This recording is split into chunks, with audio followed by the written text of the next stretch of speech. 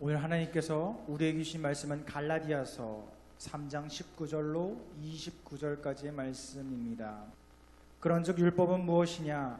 범법함으로 중보자의 손으로 베푸신 것인데 약속하신 자손이 오시기까지 있을 것이라. 그 중보자는 한 편만 위한 자가 아니나 하나님은 한 분이시라. 그러면 율법이 하나님의 약속들과 반대되는 것이냐? 결코 그럴 수 없느니라. 만일 능히 살게 하는 율법을 주셨더라면 의가 반드시 율법으로 말미암으니라. 그러나 성경이 모든 것을 죄 아래에 가두었으니 이는 예수 그리스도를 믿음으로 말미암는 약속에 믿는 자들에게 주려 함이라. 믿음이 오기 전에 우리는 율법 아래에 매인 바 되고 계시될 믿음의 때까지 갇혔느니라. 이같이 율법이 우리를 그리스도께로 인도하는 초등교사가 되어 우리로 하여금 믿음으로 말미암아 의롭다함을 얻게 하려 함이라. 믿음이 온 후로는 우리가 초등교사 아래에 있지 아니하도다. 너희가 다 믿음으로 말미암아 그리스도 예수 안에서 하나님의 아들이 되었으니 누구든지 그리스도와 합하기 위하여 세례를 받은 자는 그리스도로 옷 입었느니라. 너희는 유대인이나 헬라인이나 종이나 자유인이나 남자나 여자나 다 그리스도 예수 안에서 하나이니라.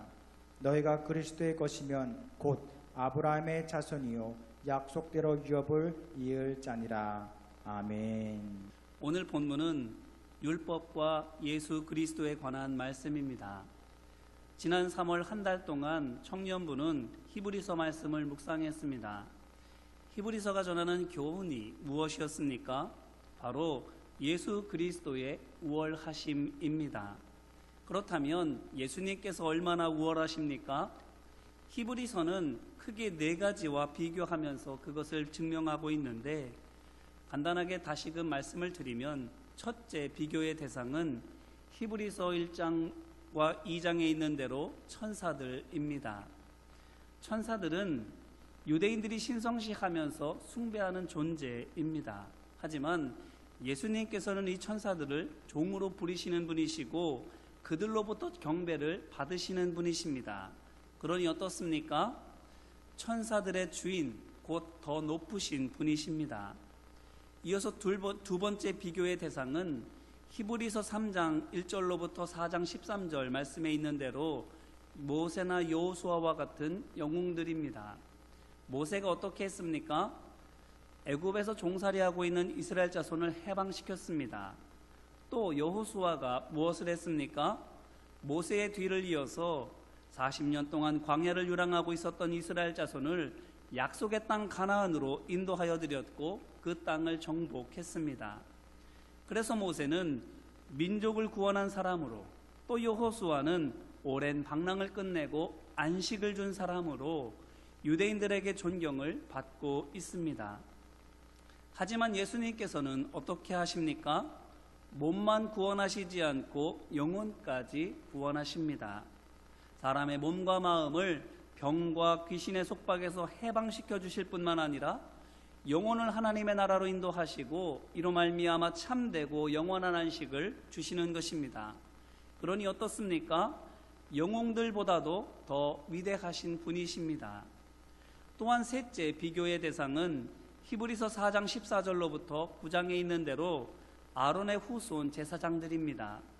이들은 하나님께로부터 이스라엘 자손의 속죄를 위하여 일하도록 택함을 받은, 말 그대로 이스라엘 자손 중에서 거룩하게 구별된 사람들입니다.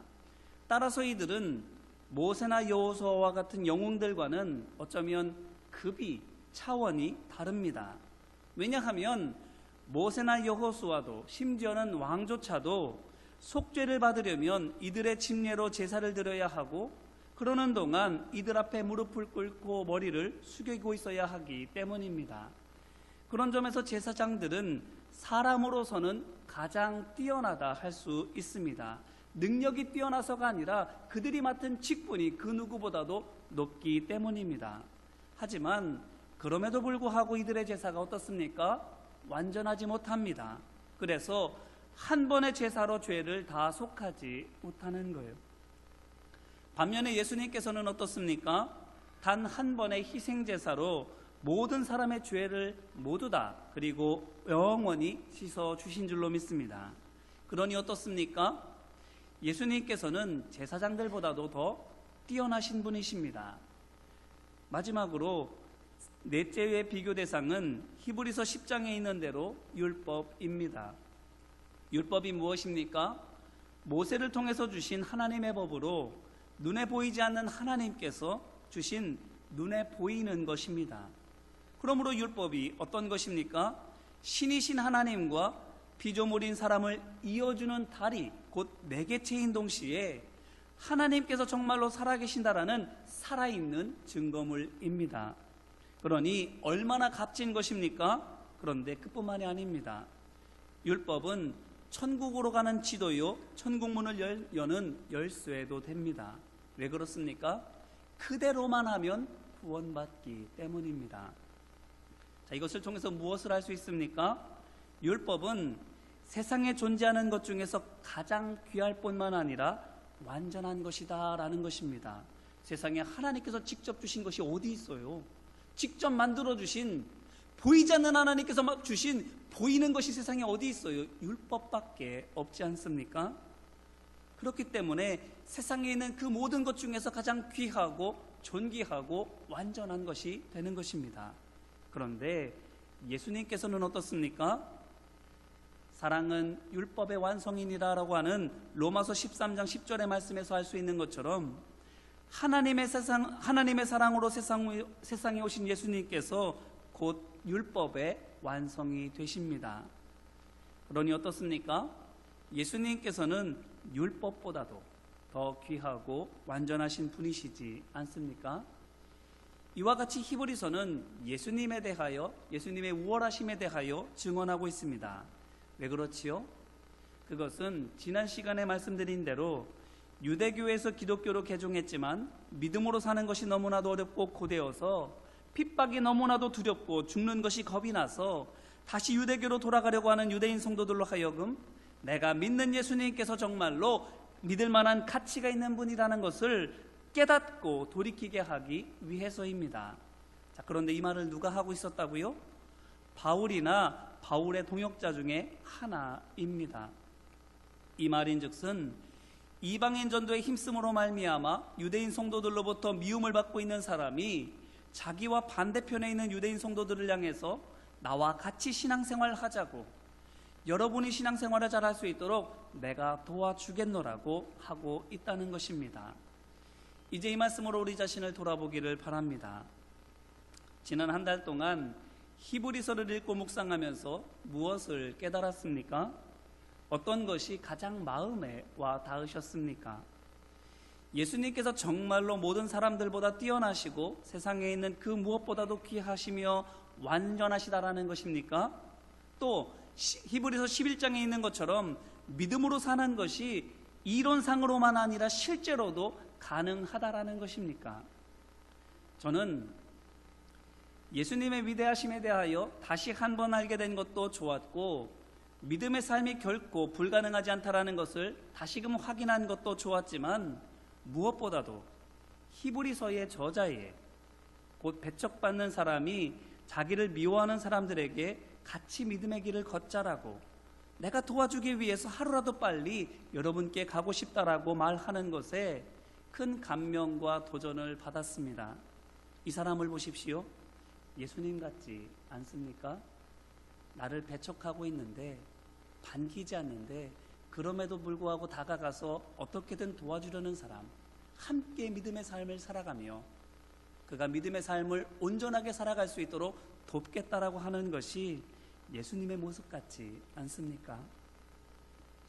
예수님께서도 마치 어둠이 빛을 미워하는 것처럼 세상이 자기를 싫어할 줄을 아셨음에도 불구하고 세상에 오셨습니다.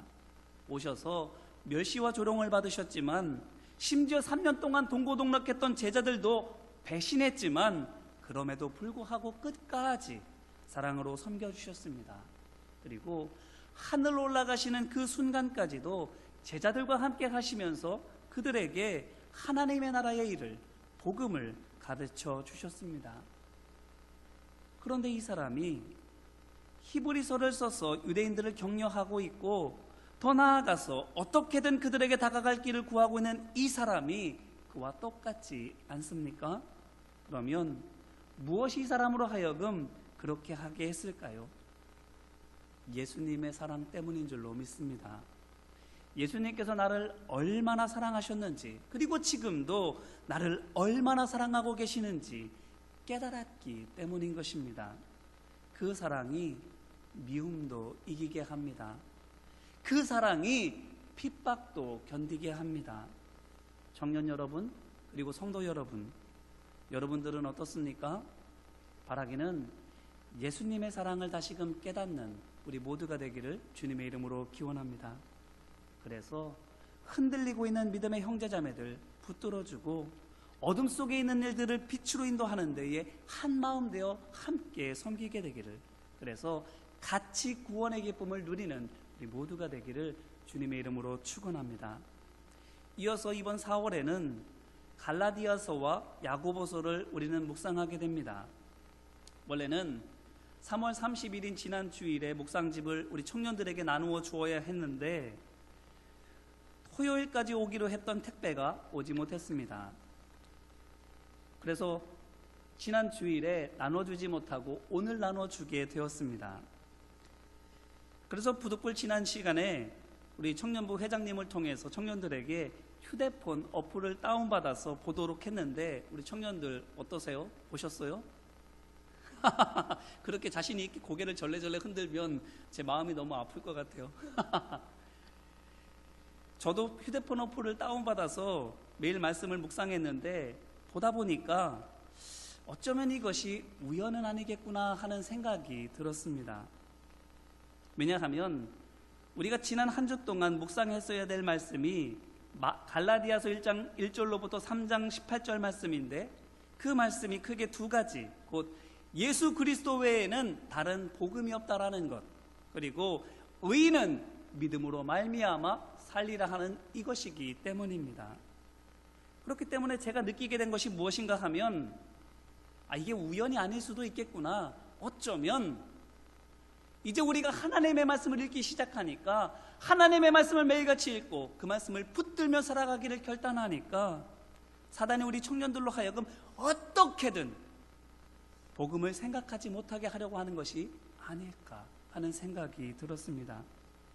어쩌면 겨우 일주일 말씀을 묵상하지 않는 것이 뭐가 그렇게 큰일이냐라고 생각하실 수도 있겠습니다. 그런데 저로서는 이것이 영적인 전쟁이라고 여겨집니다. 사단이 일하기 시작했다라고 느껴지는 것이지요. 누구 때문에?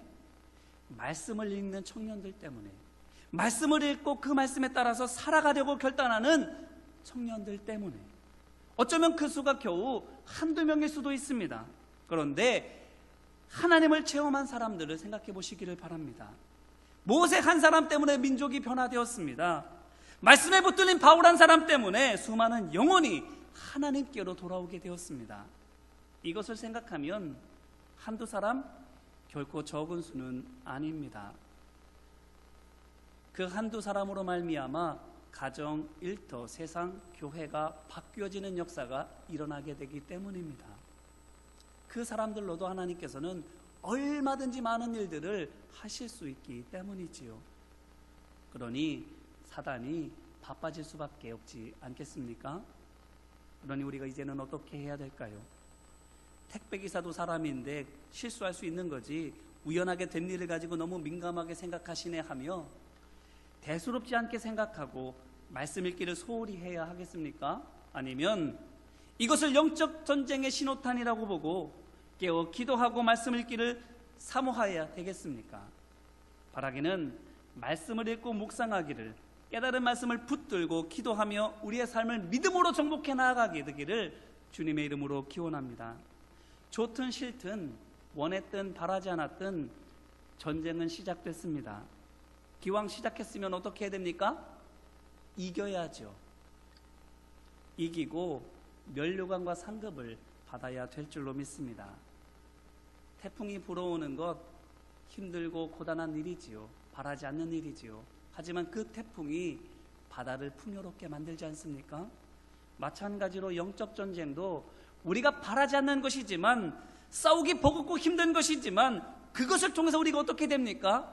영적으로 풍성하고 깊어지게 되는 줄로 믿습니다. 물론 사단은 그걸 의도하면서 싸움을 걸어오지 않습니다. 하지만 하나님께서는 이 믿음의 싸움을 통해서 믿음의 사람들을 키우시는 줄로 믿습니다. 잡아당길수록 앞으로 나아갈 수 있게 해주시고 끌어당길수록 올라가게 만들어 주시는 줄로 믿습니다. 그러니 전쟁에 능하신 하나님을 믿고 의지하면서 함께 말씀을 보고 기도하는 우리가 모두가 되기를 바랍니다. 은혜의 문이 열려지게 될 줄로 믿습니다. 오늘 말씀도 이와 같은 말씀이에요. 한계에 부딪힌 곳, 그곳에서 절망을 느끼게 됩니까? 아닙니다. 절망을 넘어서는 소망을 보게 됩니다. 왜 그렇지요? 한계에 부딪힌 그곳에서 우리는 새 길을 찾게 되기 때문입니다. 보십시오. 바울이 뭐라고 말합니까? 오늘 말씀 22절입니다.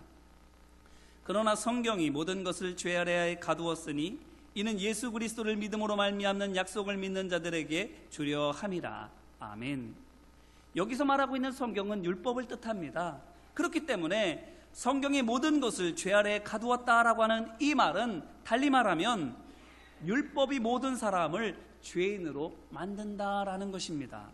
생각해 보십시오. 법이란 것이 무엇을 보여줍니까? 시시콜콜한 것까지 이래야 되고 저러면 안 된다라고 정하는 것이 무엇을 보여줍니까?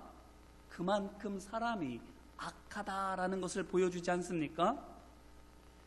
조금이라도 법에 허점이 있으면 어떻게 하지요?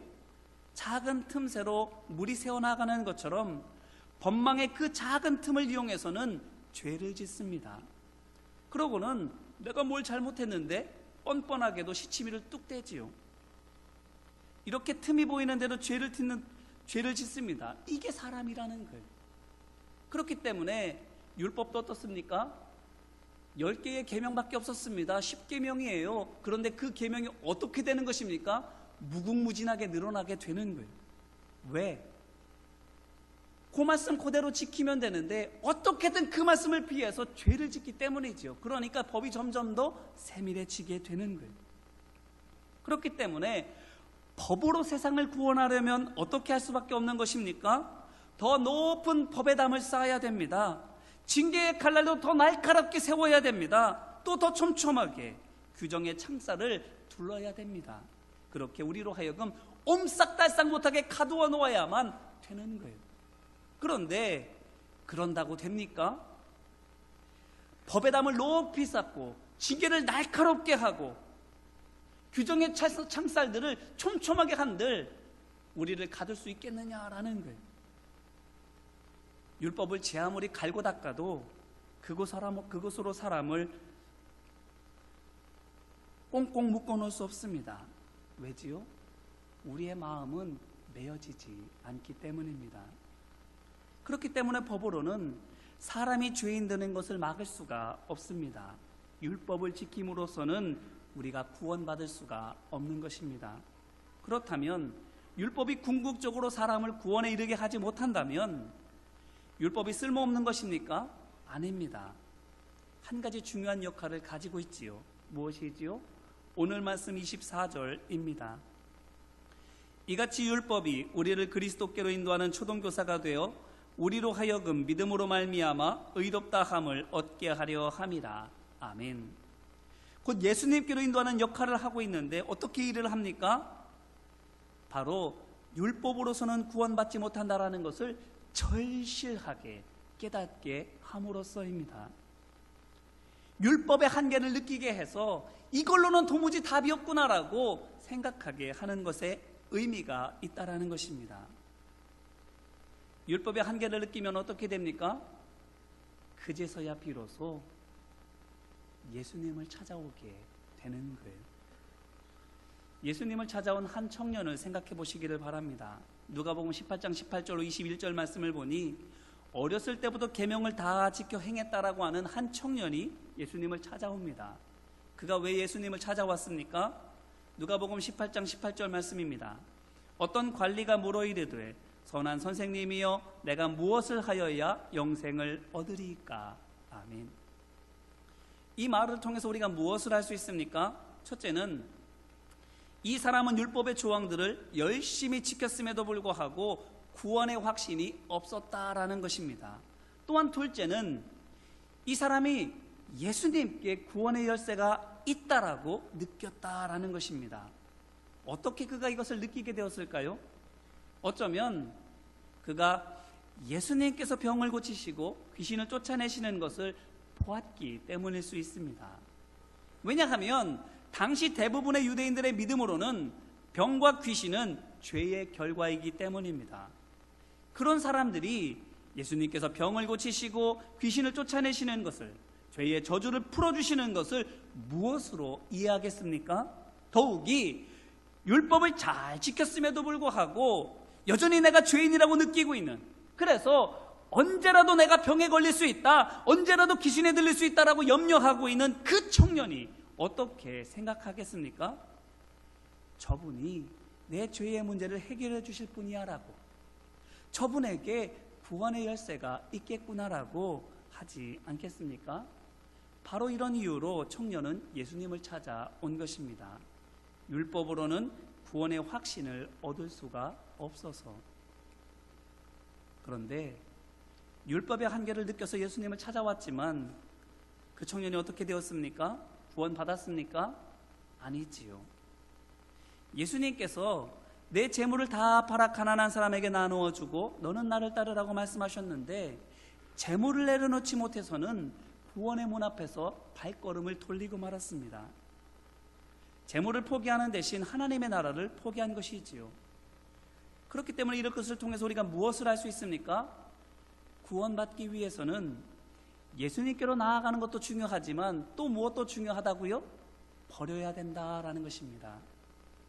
버리지 못하면 주님을 만났어도 구원받을 수가 없게 되는 것입니다. 뭘 버려야 됩니까? 하나님보다 더 사랑하는 것, 하나님보다 더 의지하는 것. 예수님께서도 말씀하셨습니다. 마태복음 10장 38절 말씀입니다.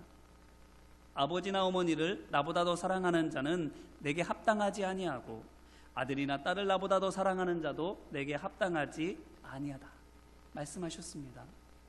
아브라함을 생각해 보세요. 100세 얻은 아들 이삭을 하나님께서 번제로 바치라고 하셨지 않습니까? 이게 무엇을 뜻할까요? 말 그대로 죽이라는 겁니까? 또 부모도 버리고 자식도 버리라는 것입니까? 한편으로는 맞는 말이지만 다른 한편으로는 아닙니다. 이게 무슨 말인가 하면 하나님보다 더 사랑하고 의지해서는 안 된다라는 뜻에서는 죽이고 버리라는 것이 맞는 것이지만 말 그대로 살해하거나 내다 버리라는 말은 아니다라는 것입니다. 생각해 보십시오. 만약 하나님께서 이삭을 말 그대로 죽이려고 하셨다면 굳이 번제로 바치라고 하실 필요가 있었겠습니까? 그냥 죽여라 이렇게 말씀하셨겠지요. 그런데 그렇게 하지 않으셨습니다. 이것이 무엇을 보여주나요? 말씀하시는 그 죽음이 그저 생명의 죽음을 뜻하지 않는 것을, 하나님께서 말하시는 죽음이 목숨을 빼앗는 것이 아니라는 것을 알 수 있습니다. 그럼 뭐라고요? 하나님께서 말하시는 죽음이 무엇이라고요? 바로 주인된 나의 죽음이다라는 거예요. 하나님께서는 교만을 죽이기 원하시는 것입니다. 그렇기 때문에 아브라함이 이삭을 향해서 칼을 들 때에 이삭은 어떤 사람입니까? 그에게 이미 죽은 사람입니다. 이삭을 마음의 중심에서 아브라함이 내려놓은 것이지요. 그래서 이제는 이삭을 주셨기 때문에, 이삭이 있기 때문에 감사하는 사람이 아니라 없어도, 내게 주셨다가 도로 취하셨어도 감사할 수 있는, 말 그대로 참된 믿음의 사람으로 거듭나게 되었습니다. 누가요? 아브라함이. 이제 이 말씀으로 다시 한번 우리 자신을 돌아보기를 바랍니다. 우리는 어떤가요? 아브라함처럼 하나님만을 소유하기 위해서 우리 안에 있는 이삭을 죽이고 있습니까? 아니면 부자 청년처럼 하나님께서 내게 주셨다라고 믿는 것을, 그게 건강이든 재물이든 재능이든 시간이든 사랑하는 사람이든 포기하지 못하고 있습니까? 포기하지 않으면, 내려놓으려고 애쓰지 않으면 안 됩니다. 보십시오. 우리가 3월에 묵상한 히브리서가 낙심한 유대인 성도들을 위한 글이고, 오늘 이번 달에 묵상하는 갈라디아서가 갈라디아 교회의 성도들을 위한 글인데, 바울이 갈라디아 교회에 왜 글을 써보내고 있습니까? 그것은 교회의 율법주의자들이 몰래 들어왔고 그들이 성도들에게 율법을 지켜야 구원을 받는다라고 가르쳐서는 성도들 중에 얼마가 바울을 미워하고 다른 성도들을 멸시하게 되었기 때문입니다. 자, 이 모습이 어떤 모습입니까? 히브리서의 독자가 되는 유대인 성도들이 하던 것과 똑같은 겁니다.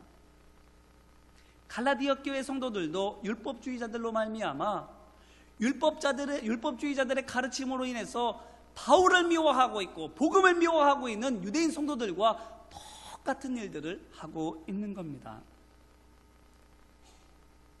이미 실패한 방법인데, 거기에는 소망이 없는데 또다시 잘못된 방법인 율법으로 돌아가고 있는 겁니다.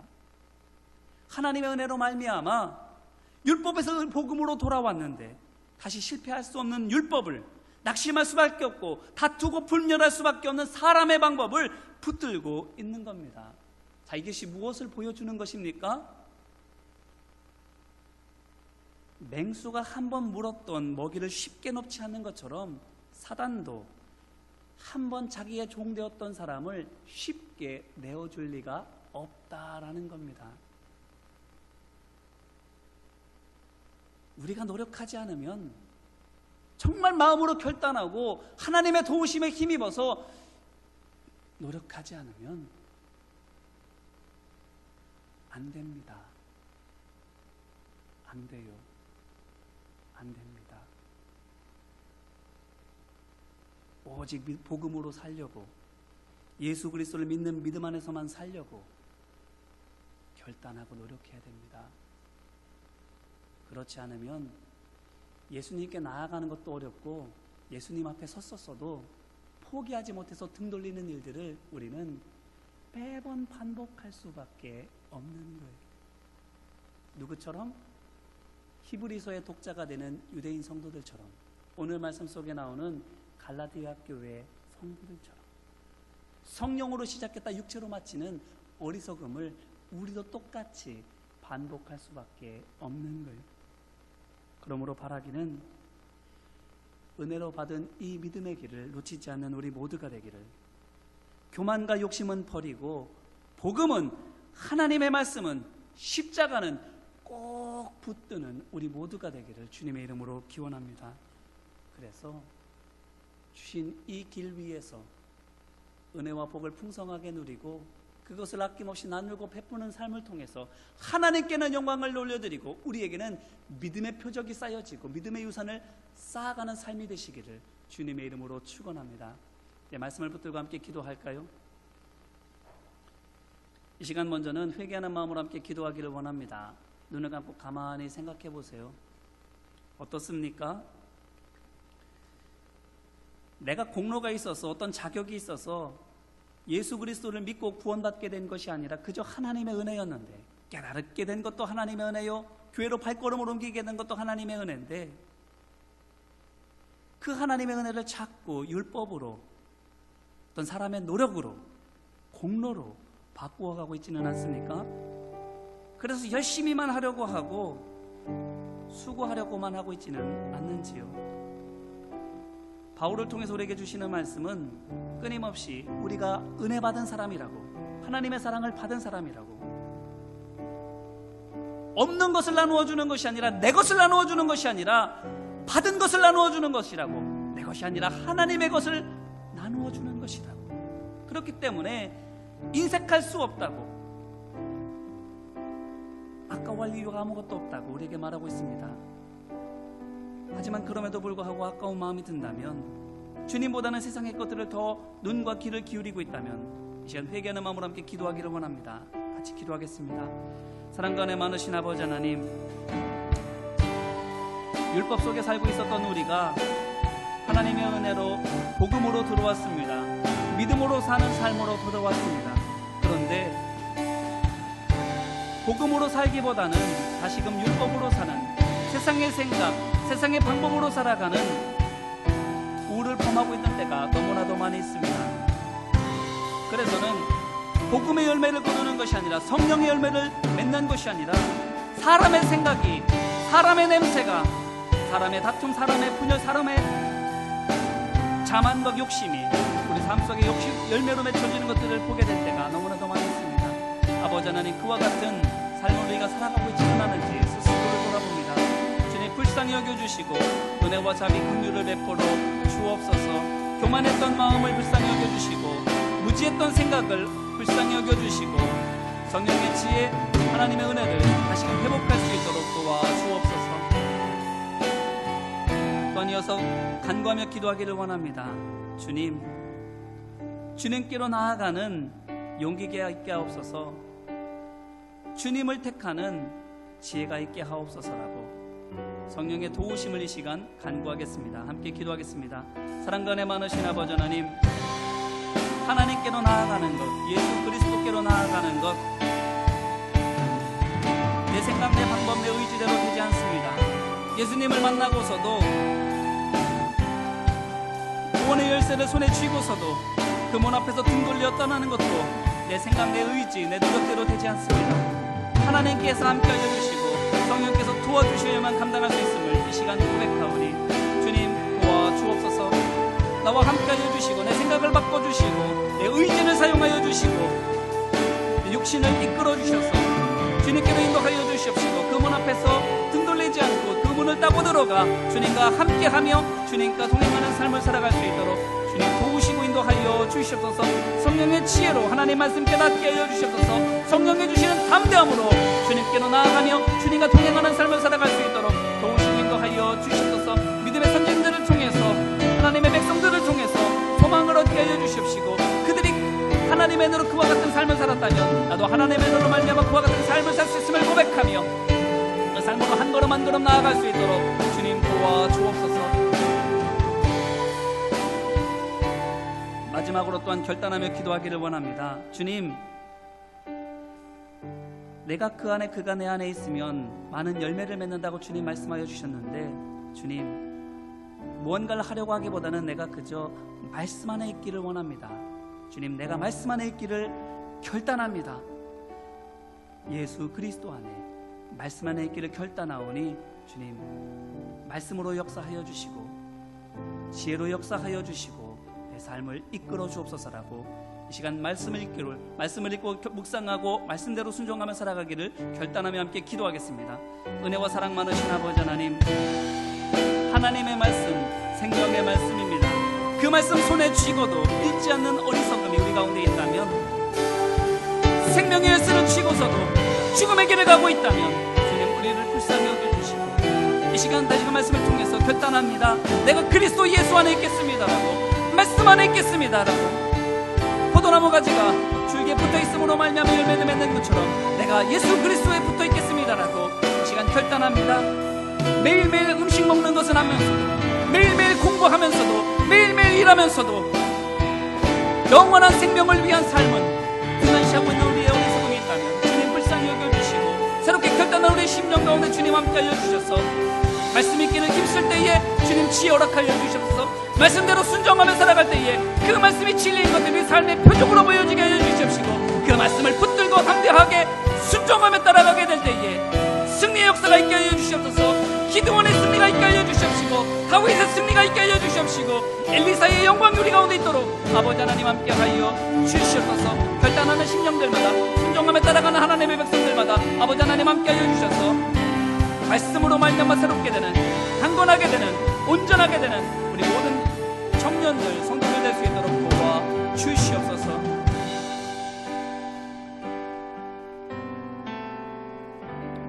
사랑과 은혜 많으신 아버지 하나님 감사합니다. 유대인 성도들이나 갈라디아 교회에 있는 이방인 성도들이나 비슷하게 되어져 가는 것들을 보게 됩니다. 그런데 그 비슷한 모습이 우리 안에도 있음을 또한 아픈 마음으로 고백하게 됩니다. 주님, 성령으로 시작했는데 하나님의 은혜로 말미암아 이 귀한 은혜를 받았는데 육신으로 마치려 하고 죄의 길로 돌아가려고 하고 있지는 않는지요. 주님, 말씀을 읽고 묵상하고 따라가기를 힘쓰는 하나님 안에 있는, 그리스도 안에 있는 우리 모두가 될 수 있도록 도와주옵소서. 우리의 생각을 붙들어 주시고 우리의 몸을 이끌어 주셔서 다른 거는 못하고 다른 것은 못 배운다 할지라도 하나님의 말씀을 힘써 배우고 하나님의 말씀을 힘써 실천하는 우리 모두가 되게 하여 주옵소서. 그래서 내 재주껏 내 능력껏 살아가는 것이 아니라 하나님의 은혜와 하나님의 능력으로 살아가는 우리 모두가 될 수 있도록 도와주시옵소서. 도우시고 함께함을 믿고 간절히 바라며 예수님의 이름으로 기도합니다. 아멘.